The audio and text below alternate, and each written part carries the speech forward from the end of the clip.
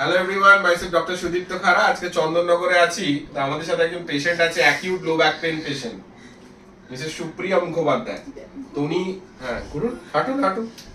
উনি এসেছিলেন ক্লিনিকে, হাঁটতে পারছিলেন না, তাই তো? উনি হাঁটতেই পারছিলেন না, ওনাকে দুজন লোক ধরে নিয়ে এসছে, ঠিক আছে?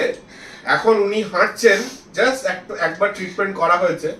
ওনার মুখ থেকে আমরা শুনবো কেমন ফিল করছেন। ডাক্তারবাবু, আপনি ভগবান আমার কাছে।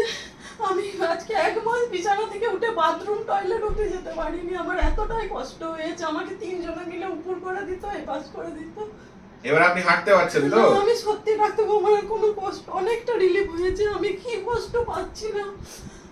হাঁটতে উনি কিন্তু পাচ্ছিলেন না, এখন কিন্তু উনি নিজেই হাঁটছেন। আমি 1 মাস পুরো বিছানায়। 1 মাস উনি বিছানায়, অনেক ওষুধ খেয়েছেন, ইনজেকশনও হয়েছে, ফিজিওথেরাপিও হয়েছে। আপনাকে যে আমি সত্যি কি বলে ধন্যবাদ। কতটা ভালো হলেন?